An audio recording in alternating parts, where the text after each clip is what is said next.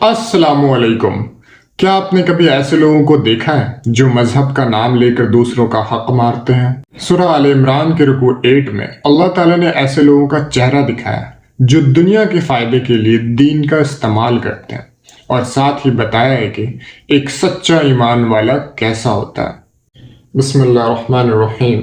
अहले किताब की एक जमात ने साजिश की कि मुसलमानों के दीन पर सुबह ईमान लाओ और शाम को इनकार कर दो ताकि दूसरे लोग भी कंफ्यूज हो जाएं, मगर अल्लाह ने फरमाया कि असल हिदायत तो सिर्फ अल्लाह की हिदायत है।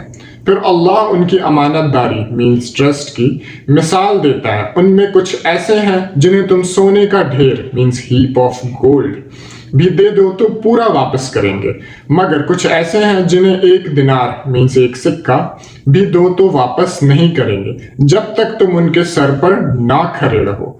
और जुल्म देखिए, वो अपने इस धोखे को मजहब का नाम देकर जस्टिफाई करते हैं।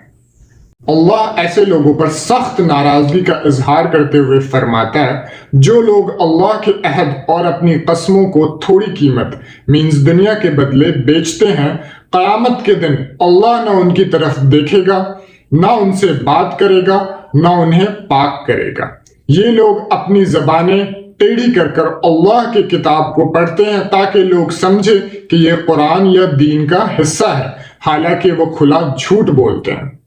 आखिर में अल्लाह फरमाता है कि किसी नबी की ये शान नहीं कि वो किताब लाए और लोगों से कहे कि तुम अल्लाह को छोड़कर मेरे बंदे बन जाओ, बल्कि वो कहता है तुम रब्बानी यानी अल्लाह वाले बन जाओ। लेसन, अपनी दुनियावी फायदे के लिए दीन के अहकामात को टेढ़ा मत करें और अमानत में कभी खयानत मीन्स बिट्रेयल मत करें, चाहे सामने वाला इंसान किसी भी दीन का हो।